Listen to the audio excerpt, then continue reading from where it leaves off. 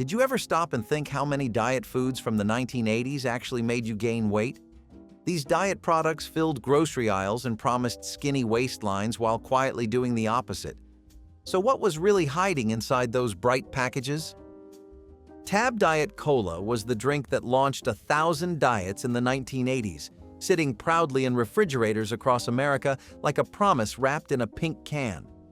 People grabbed it without hesitation, believing that switching from regular soda was the smartest move they could make for their waistlines. The commercials showed slim, happy people sipping their way to a better body, and nobody questioned the science behind it.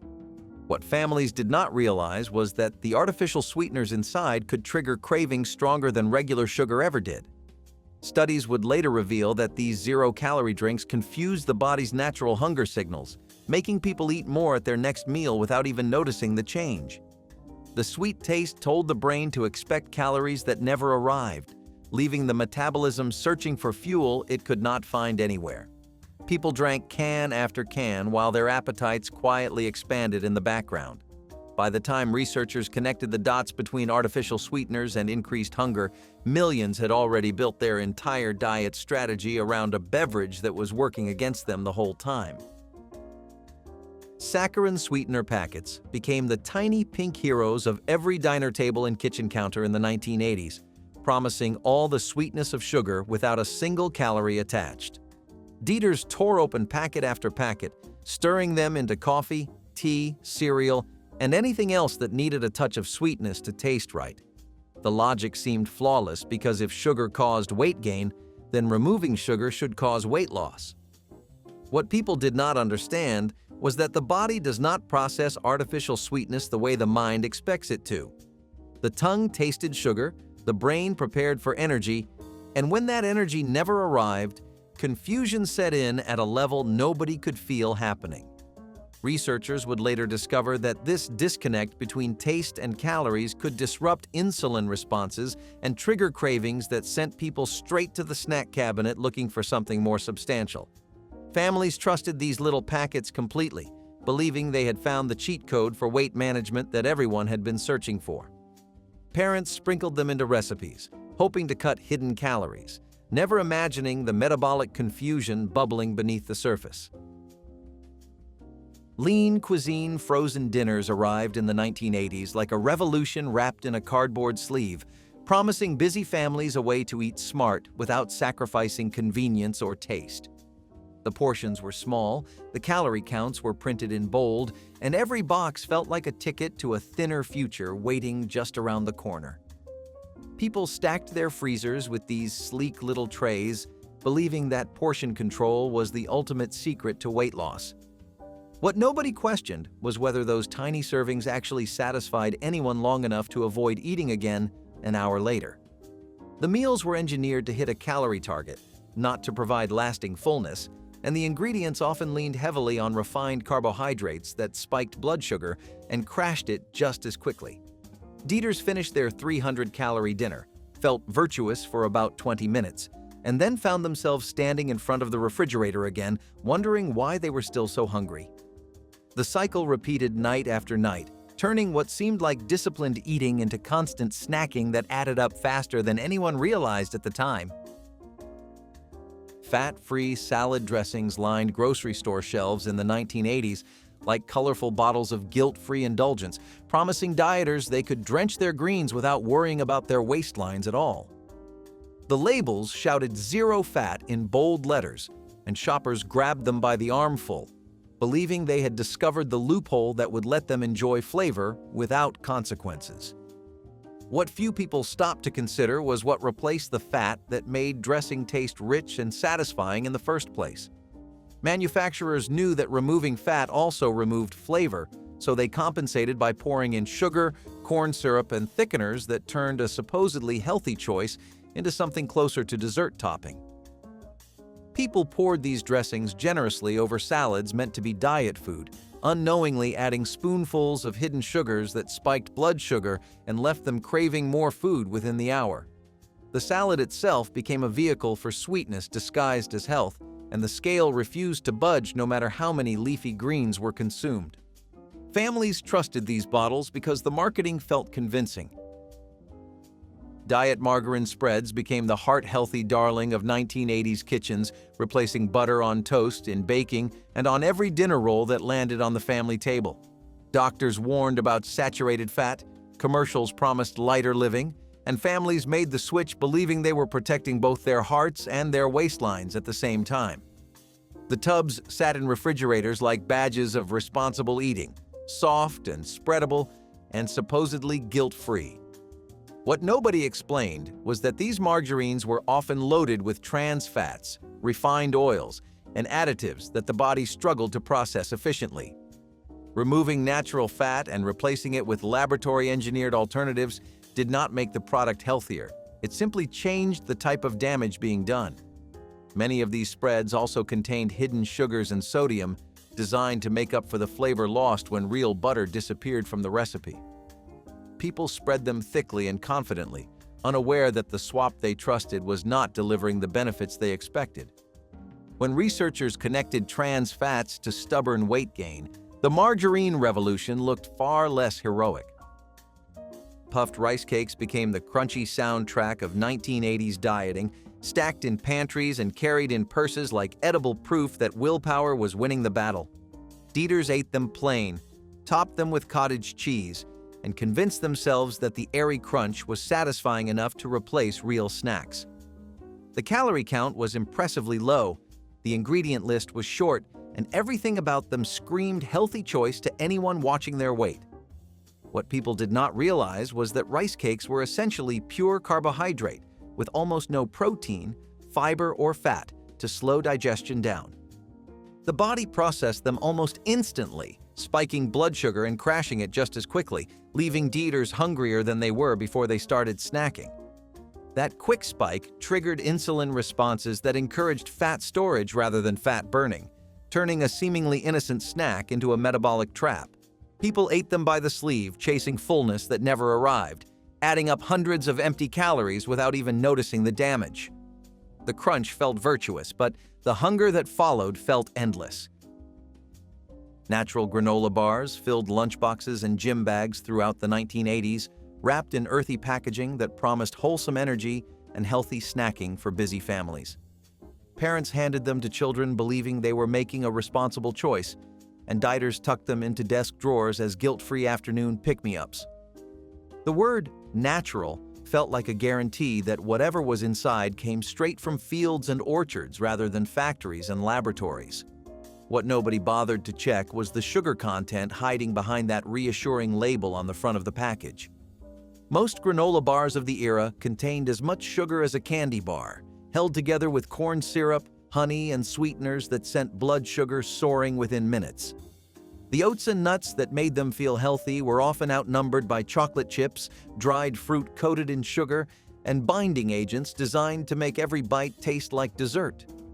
People ate them believing they were fueling their bodies wisely, never suspecting that the energy crash and renewed hunger would follow within the hour and send them searching for more food. Fruit juice cocktails filled glasses across America in the 1980s, poured generously at breakfast tables and packed into school lunches as the healthy alternative to soda that parents could trust completely. The cartons featured pictures of ripe fruit, the labels boasted vitamin content, and families believed they were giving their children something nourishing and natural every single morning. What few people noticed was the word cocktail tucked quietly into the name, a subtle admission that real fruit juice made up only a small fraction of what was actually inside the colorful packaging. The rest was water, high fructose corn syrup, and artificial flavors designed to mimic the taste of fruit without the cost of actually using it. A single glass could contain as much sugar as a can of cola, yet families drank it freely because the marketing made it feel wholesome and nutritious.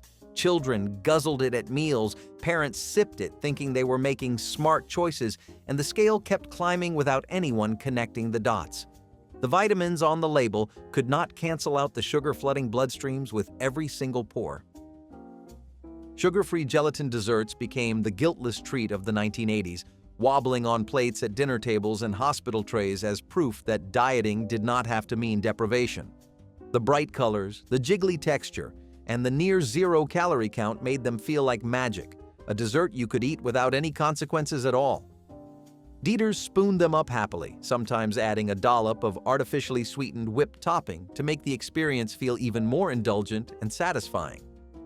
What nobody questioned was what exactly was creating that sweetness if sugar had been completely removed from the equation.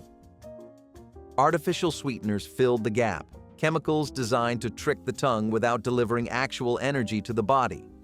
Researchers would later discover that this trickery could confuse hunger signals, disrupt gut bacteria, and leave people craving real sweets more intensely than before. The gelatin itself offered almost no nutritional value, just a brief moment of flavor followed by emptiness that sent many right back to the kitchen looking for something more substantial. It is strange to think the zero-calorie promise was hiding costs nobody saw coming. Instant flavored oatmeal packets revolutionized breakfast in the 1980s, promising the heart-healthy benefits of whole grains in a convenient package that took just minutes to prepare each morning. Parents tore open those little envelopes with confidence, stirring hot water into bowls and believing they were starting their family's day with something genuinely nutritious and filling. The flavors sounded wholesome, with names like maple brown sugar and apples and cinnamon suggesting natural ingredients lovingly combined together.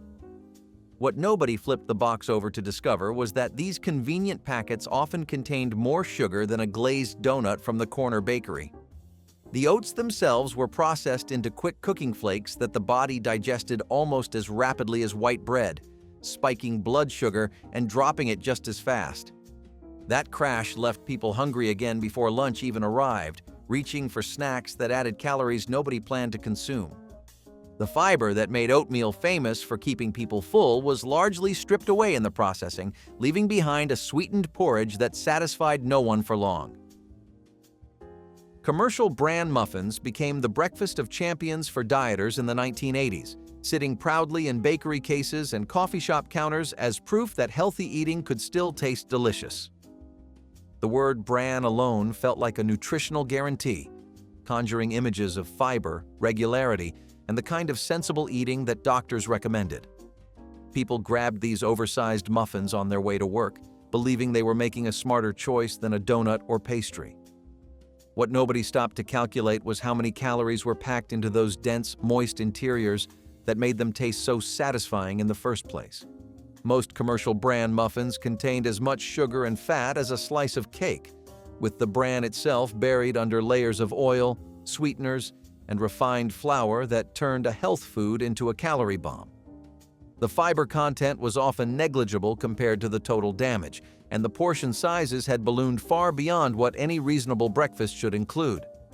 People ate them feeling virtuous, never suspecting that their healthy morning choice was sabotaging their diet before the workday even began. Low-fat crackers and crisps took over snack aisles in the 1980s, promising dieters they could still enjoy crunchy satisfaction without the guilt that came with regular chips. The packaging highlighted reduced fat content in bright, bold letters, and shoppers filled their carts believing they had finally found a way to snack without consequences. What few people bothered to investigate was what replaced the fat that made original versions taste so good. Manufacturers compensated by adding extra starches, sugars, and refined carbohydrates that kept the flavor appealing while dramatically increasing the glycemic impact of every handful. The body processed these low-fat snacks almost as quickly as pure sugar, spiking blood glucose and triggering insulin responses that encouraged fat storage rather than preventing it. People munched through entire boxes feeling disciplined, never realizing that the carbohydrate load was working against every diet goal they had set. The reduced fat label created a false sense of permission that led many to eat far more than they would have with regular versions, turning a supposed diet food into an accidental weight gain trap. Caffeine-free diet sodas emerged in the 1980s as the gentler alternative for people who wanted the taste of cola without the jitters or the calories. Parents gave them to children, office workers sipped them all afternoon, and health-conscious families kept refrigerators stocked with these supposedly harmless beverages. The removal of caffeine made them feel even safer, as if every possible concern had been addressed by the manufacturer. What nobody understood at the time was that the artificial sweeteners doing all the heavy lifting came with their own set of problems. These sugar substitutes still triggered sweet receptors on the tongue, sending signals to the brain that calories were incoming even when none actually arrived. The metabolic confusion that followed left many people hungrier than they would have been drinking plain water, and the habit of constant sweet beverages kept taste buds calibrated to expect sweetness at every meal. People drank them by the liter, believing they were making the responsible choice, never connecting the dots between their diet soda habit and the stubborn pounds that refused to budge. Sugar-free pudding cups became the go-to dessert for dieters in the 1980s, stacked in refrigerators and packed into lunchboxes as creamy proof that weight loss did not require sacrifice. The smooth texture, the familiar flavors, and the guilt-free calorie count made them feel like permission to indulge without any worry at all. People spooned through cup after cup, sometimes eating several in a single sitting because the numbers on the label seemed far too good to be true. What nobody questioned was the chemistry required to make something taste rich and sweet without using actual sugar or significant calories. Artificial sweeteners, thickeners, and stabilizers filled the ingredient list, each one designed to trick the senses into believing real dessert was happening. Researchers would later discover that these substitutes could disrupt the delicate balance of gut bacteria, interfere with satiety signals, and leave the body craving real food long after the empty cup hit the trash. The pudding tasted like a treat, but the aftermath often felt like deprivation wearing a creamy disguise that fooled millions of well-intentioned dieters. Thin-sliced diet bread lined grocery store shelves in the 1980s, promising sandwich lovers they could still enjoy their favorites while cutting calories with every single bite. The slices were noticeably smaller, sometimes half the thickness of regular bread, and the calorie counts reflected that reduction in bold numbers on every package. Dieters embraced this simple math with enthusiasm, building sandwiches and making toast without the guilt that came from thicker, heavier slices. What nobody accounted for was the behavioral shift that thin bread created in almost everyone who used it regularly. People compensated by using 2 slices where one would have sufficed, by piling on extra fillings to make up for the missing substance, or by eating additional sandwiches because the first one never felt complete. The bread itself was often made with refined flour and added sugars to maintain flavor despite the reduced volume, delivering empty carbohydrates with minimal fiber or protein. The illusion of eating less frequently resulted in eating more, and the scale reflected that truth no matter how thin the slices became. Frozen diet entrees multiplied across supermarket freezer sections in the 1980s, offering working families the promise of convenient, calorie-controlled meals ready in minutes. The boxes featured appetizing photographs, the nutritional panels displayed reassuringly low numbers, and the variety seemed endless for anyone committed to losing weight. People filled their freezers with these meals, planning entire weeks of disciplined eating around their carefully portioned contents. What became clear only after the microwave beeped was how unsatisfying these small portions actually felt when hunger was real. The meals were engineered to hit calorie targets, not to provide the protein, fiber, and healthy fats that keep hunger at bay for hours. Most people finished eating within 5 minutes, felt briefly virtuous, and then spent the rest of the evening battling cravings that eventually won. The cycle of restriction followed by compensatory snacking turned what should have been simple calorie reduction into a frustrating pattern that often resulted in consuming more total calories than a normal dinner would have provided. Fat-free frozen yogurt swept through shopping malls and strip centers in the 1980s, positioning itself as the guilt-free alternative to ice cream that dieters had been waiting for all along.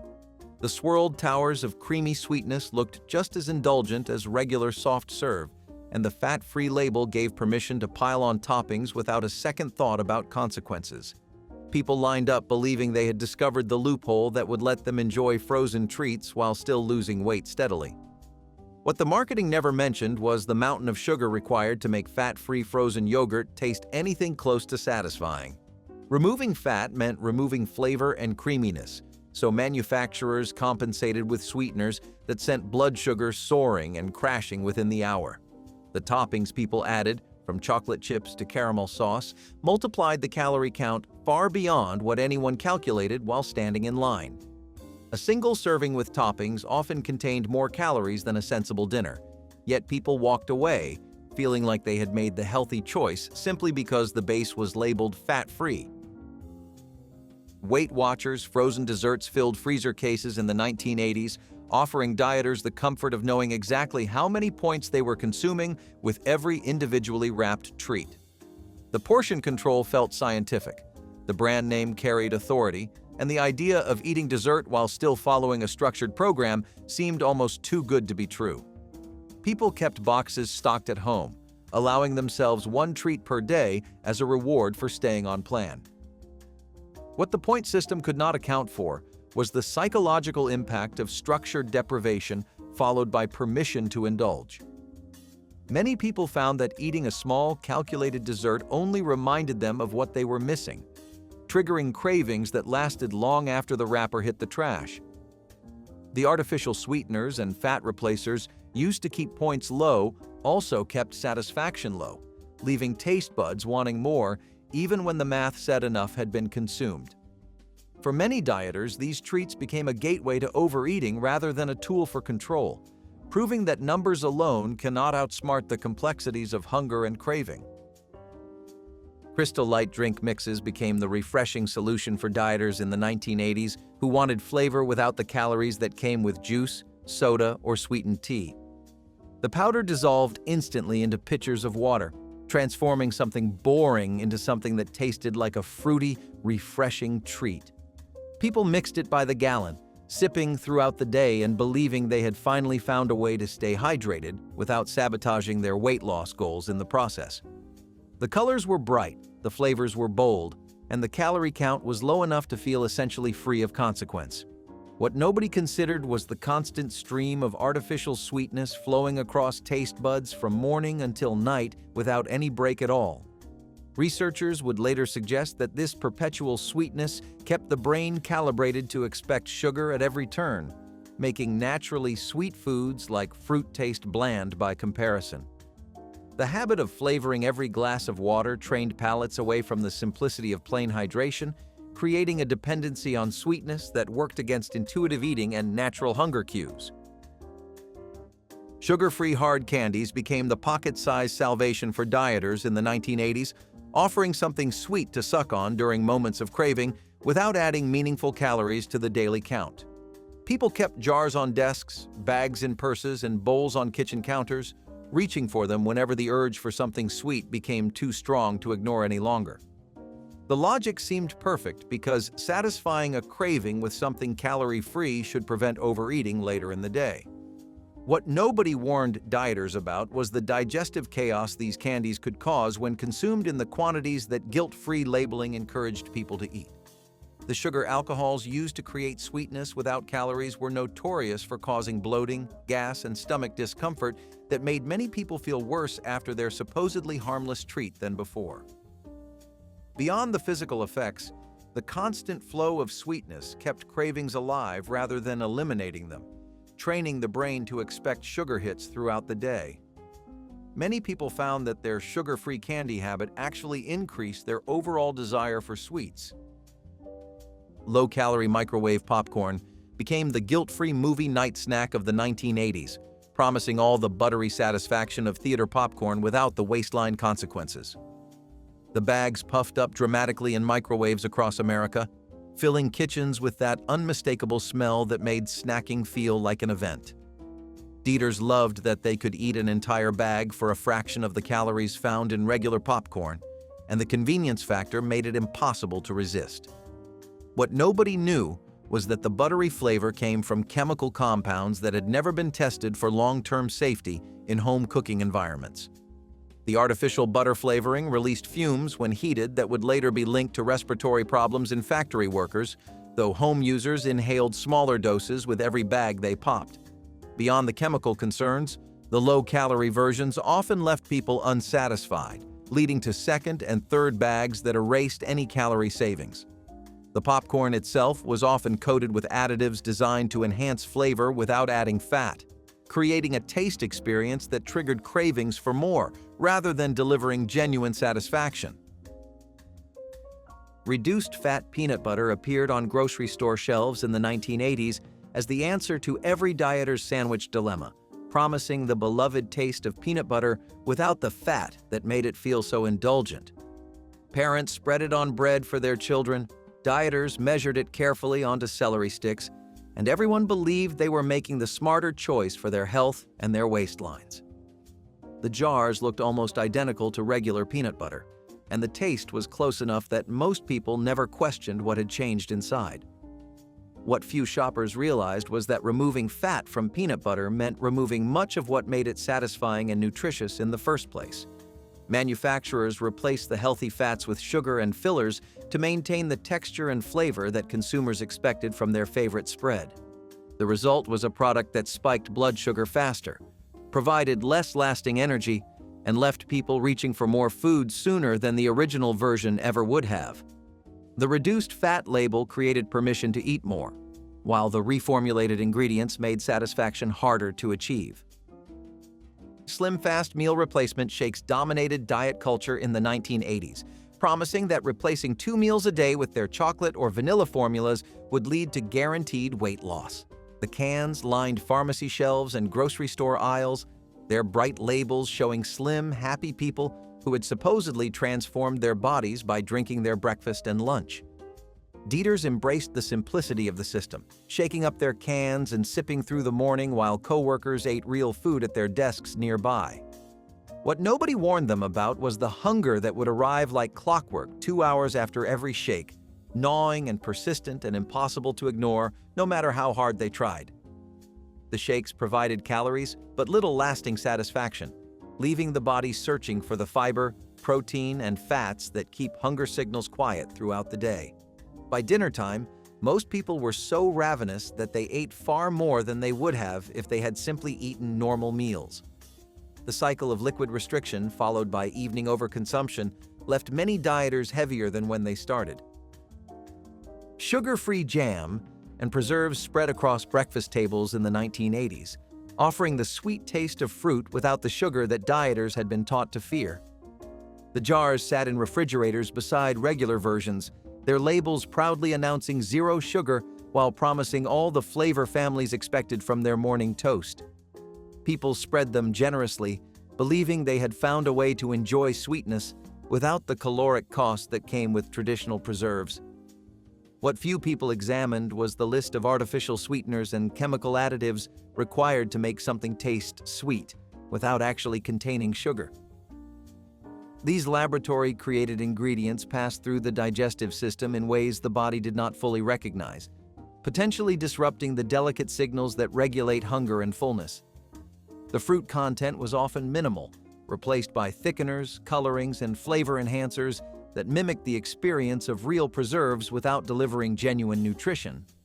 People ate more toast because the first slice never felt quite as satisfying as it should have, and the sugar-free label gave permission to keep spreading without guilt or concern. Low-fat ice cream sandwiches became the frozen treat that let dieters feel like they were cheating without actually breaking the rules, wrapped in packaging that promised indulgence at a fraction of the usual caloric cost.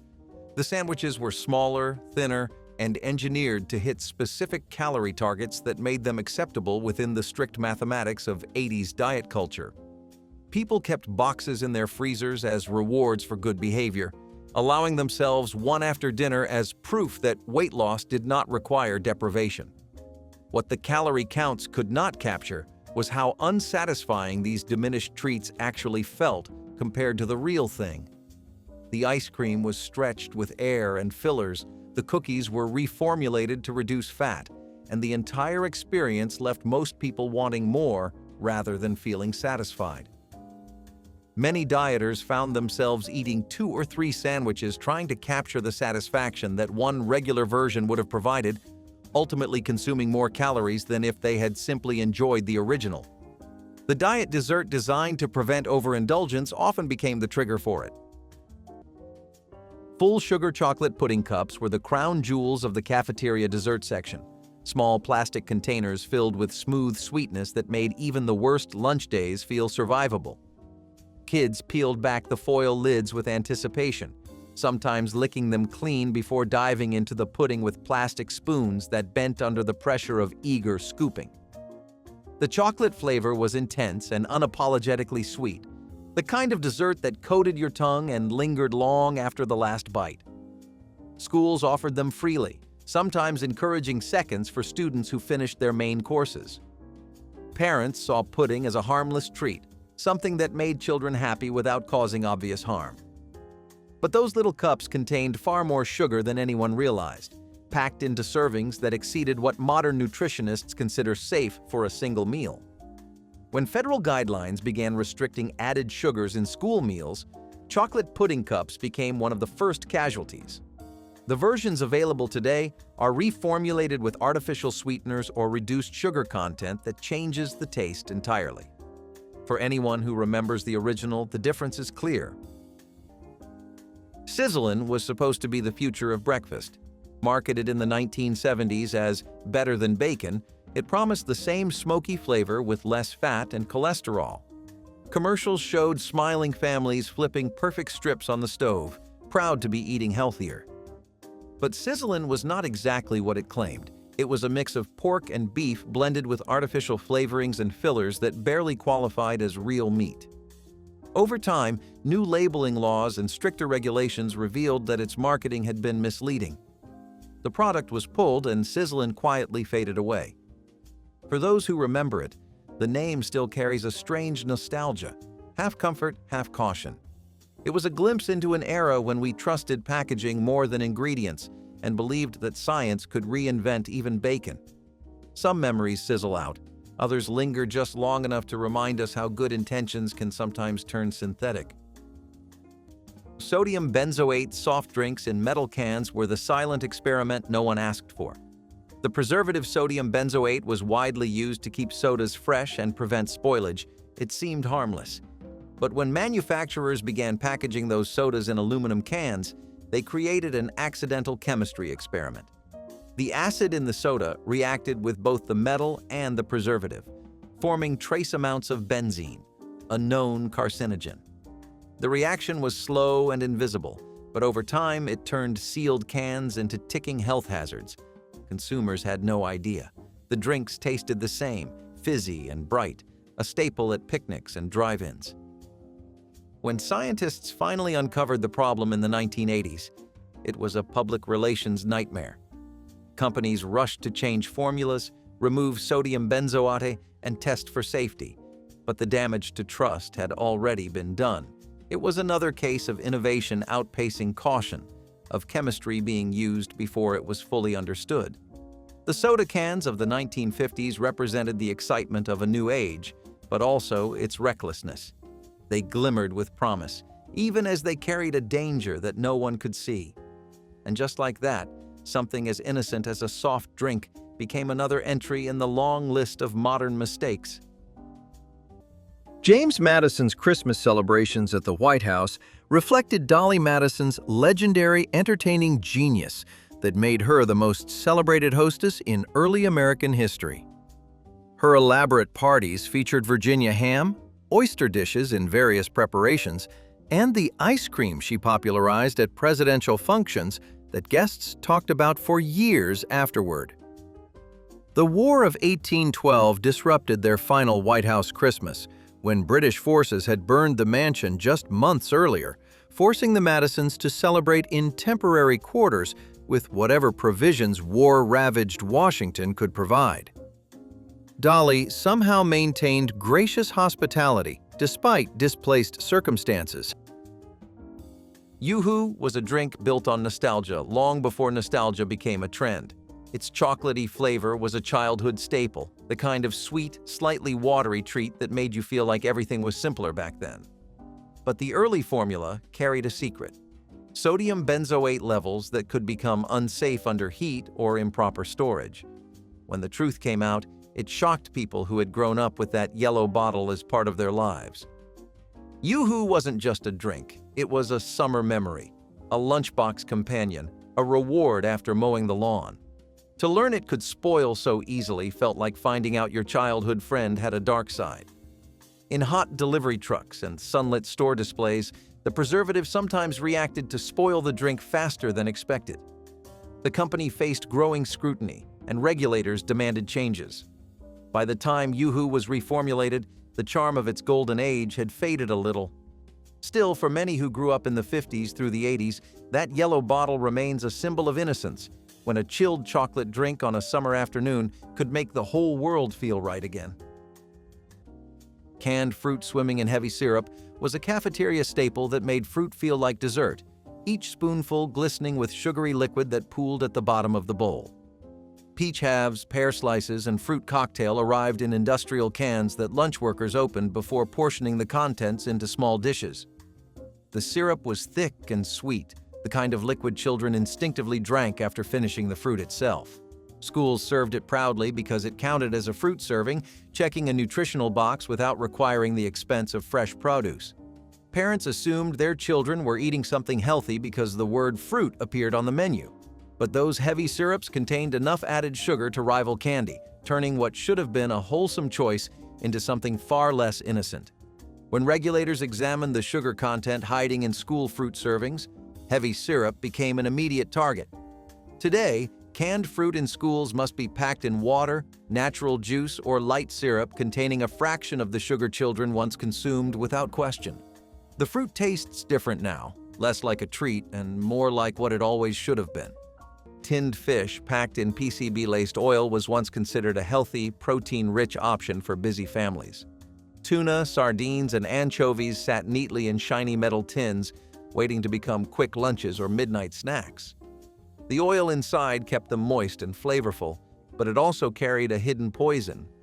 At the time, convenience was king, and no one thought to question what made those tins last so long on the shelf. Housewives trusted the packaging, the labels, and the smiling faces in the ads that promised ocean-fresh flavor. The irony was cruel.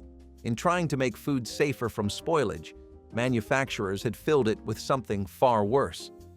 Polychlorinated biphenyls, or PCBs, were used in industrial lubricants and electrical equipment.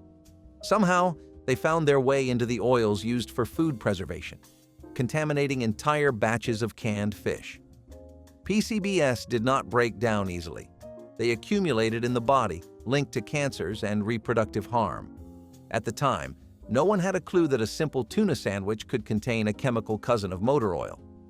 When the scandal finally broke, it rocked the seafood industry and reshaped how food safety was monitored.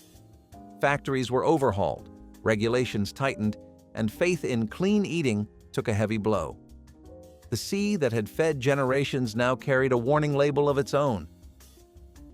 Pink slime meat fillers in ground beef were one of the cafeteria secrets that nobody talked about because nobody even knew they existed. The hamburgers and taco meat that children ate throughout the 1980s contained something called lean, finely textured beef, a product made from scraps and trimmings, spun in centrifuges and treated with ammonia to kill bacteria. It stretched the meat supply, lowered costs, and allowed schools to serve more students with smaller budgets. Kids bit into burgers believing they were eating real ground beef, never imagining that a portion came from processed leftovers that barely resembled meat. The texture blended in perfectly, masked by ketchup, mustard, and whatever else children piled on top. For years, this filler moved through school kitchens without question. But when journalists and food safety advocates exposed the practice, the public reaction was fierce. Parents demanded transparency, regulators tightened requirements, and pink slime was eventually banned from school cafeterias nationwide. Today, ground beef served to students must meet stricter standards that leave no room for the mystery fillers that once stretched every serving. Those shiny silver balls that once sparkled on Christmas cookies were more than decoration. They were tradition. Every family had them, tucked away in a jar beside colored sprinkles.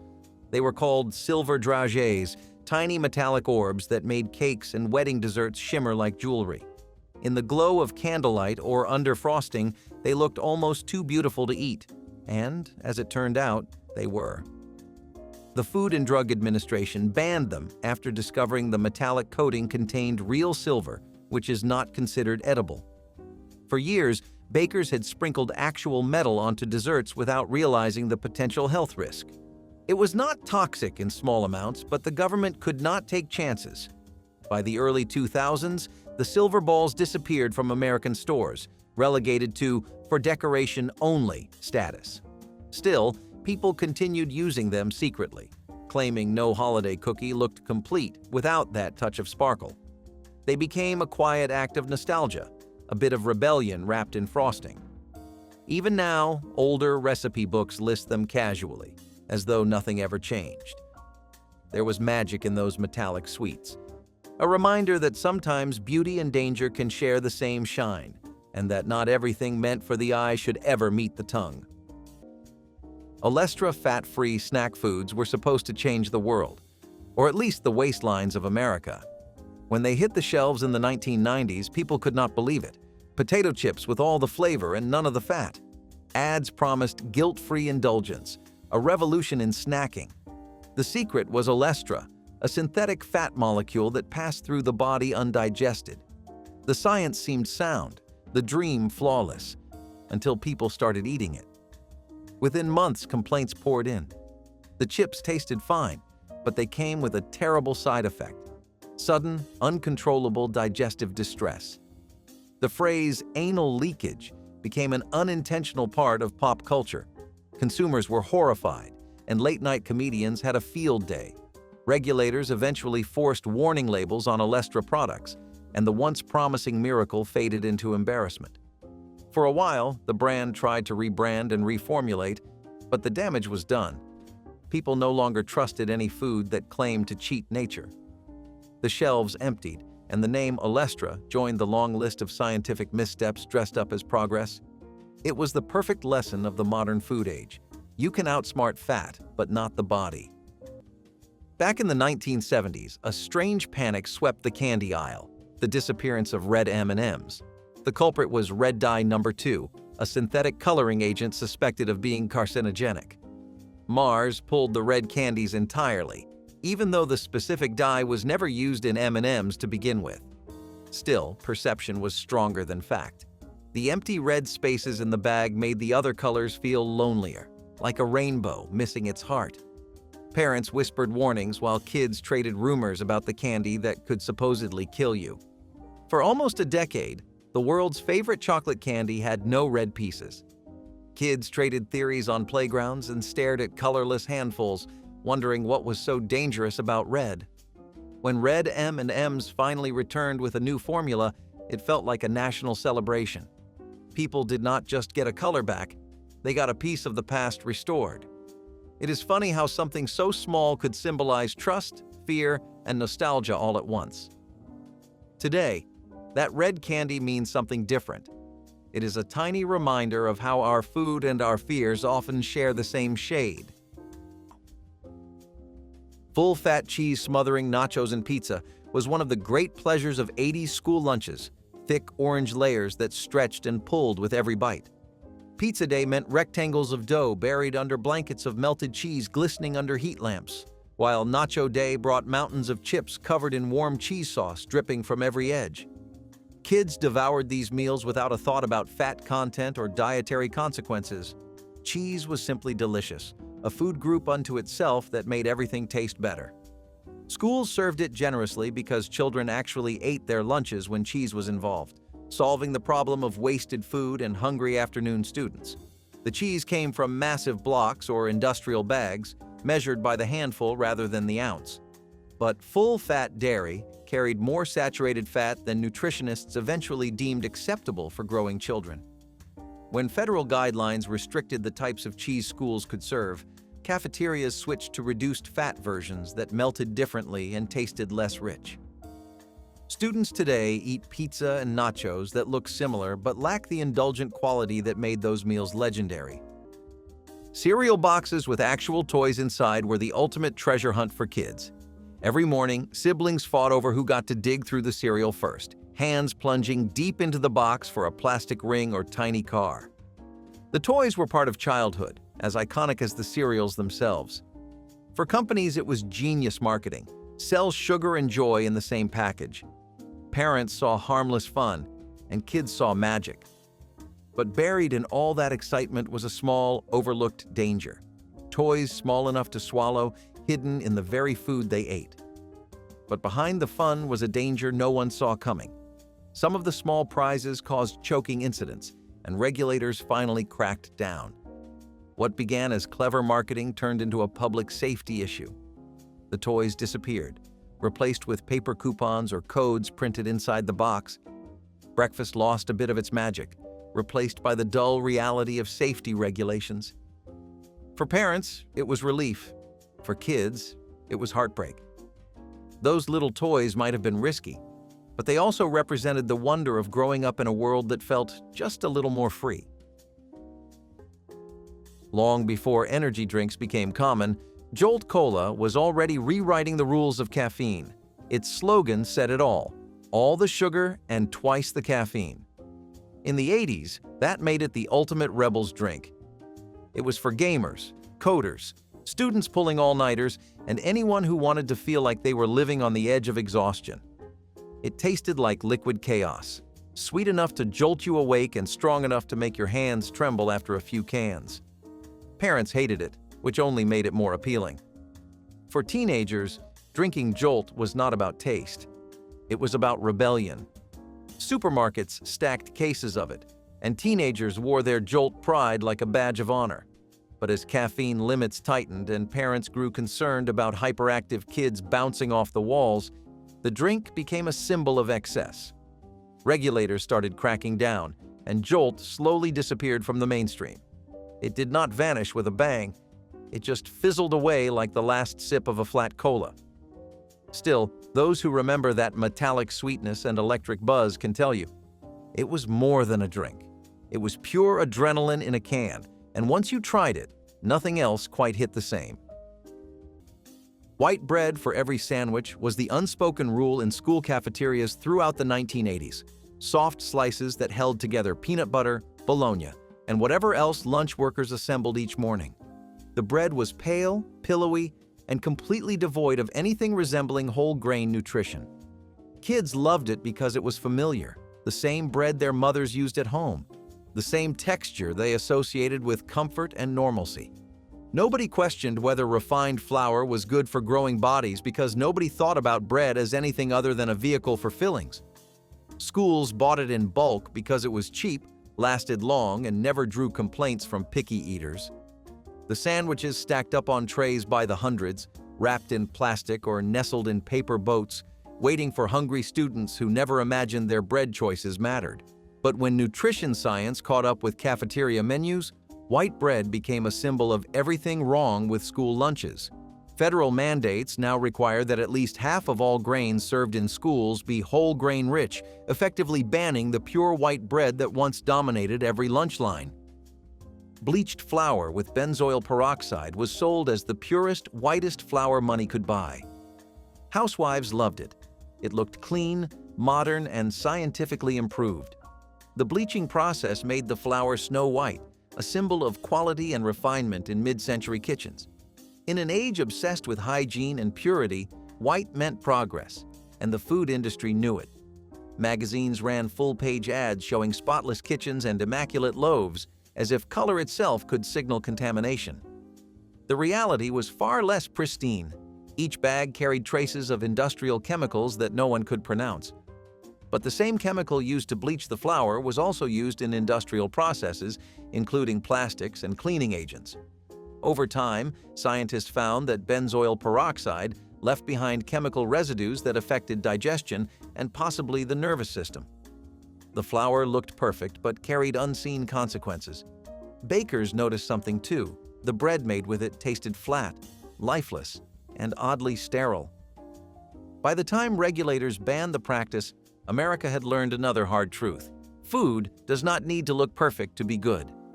Natural color, once seen as old-fashioned, became a mark of authenticity. The ghost white loaves of the 1950s gave way to the golden brown of something real again. Candy cigarettes looked harmless, but they carried a powerful message that shaped an entire generation's habits.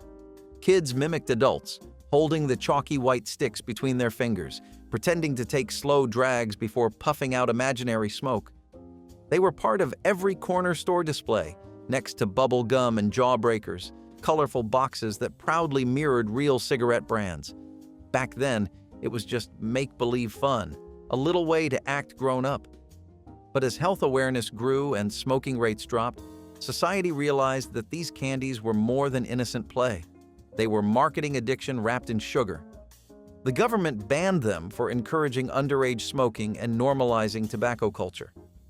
Yet for many who grew up in the 70s or 80s, the memory lingers.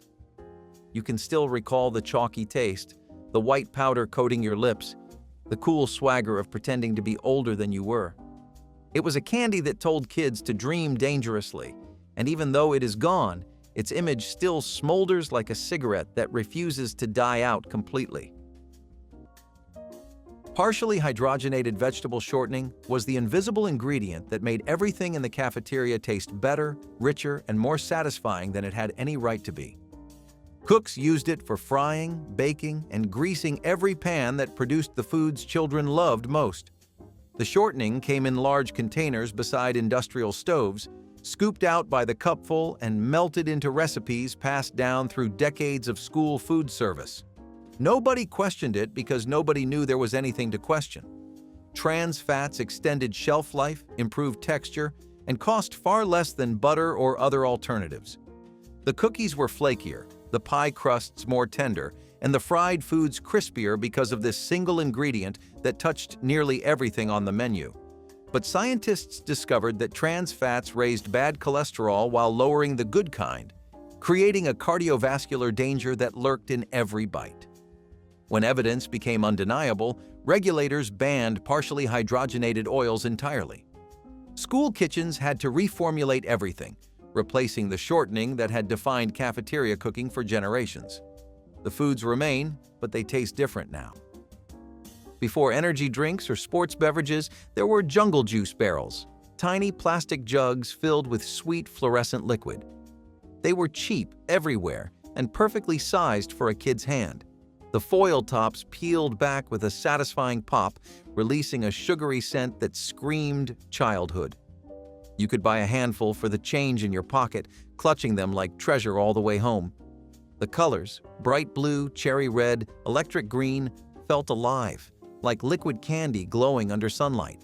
Kids would trade flavors at lunch tables, sipping victory through tiny straws. But those bright colors and low prices came at a cost. The dyes used in some batches were later found to violate safety standards, and the thin plastic barrels posed choking and contamination risks. The Food and Drug Administration cracked down, and the barrels disappeared from stores.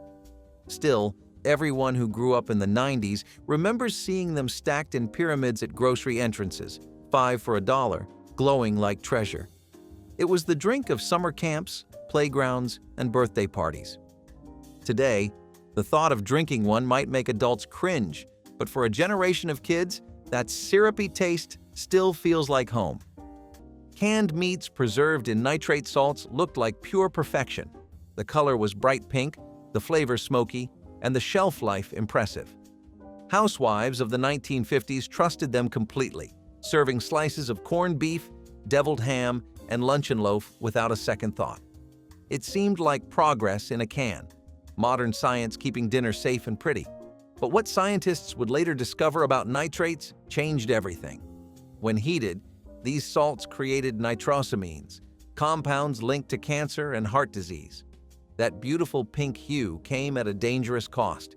Even after the first warnings, it took years for consumers to believe that something so familiar could be deadly. People argued it was overblown, calling it just another scare. But soon, the facts became impossible to ignore. Those rosy slices were proof that sometimes color itself can lie. Doctors began warning families that the same food they fed their children could be silently poisoning them. By the time regulations caught up, generations had already grown up on nitrate-packed meat. It was a harsh lesson. Beauty in food can be deadly if you do not ask what makes it shine. What had once been the color of convenience turned into the warning color of caution. Then there were Olestra chips, the so-called miracle snack of the 90s. They promised all the flavor of regular potato chips with none of the fat. For families trying to eat healthier, that was a dream come true. Bags of these chips filled grocery aisles with big labels that said fat-free and guilt-free. But the dream turned sour fast. People discovered that Olestra did not just remove fat, it also removed dignity. It blocked the body from absorbing essential vitamins and caused severe digestive distress. The stories spread fast, and suddenly the chips became the punchline of every late-night talk show. What started as a scientific breakthrough ended as a national embarrassment. Within a few years, Olestra was quietly pulled from shelves, never to return. It left behind a strange lesson about how far we are willing to go to keep the foods we love while pretending to make them better for us.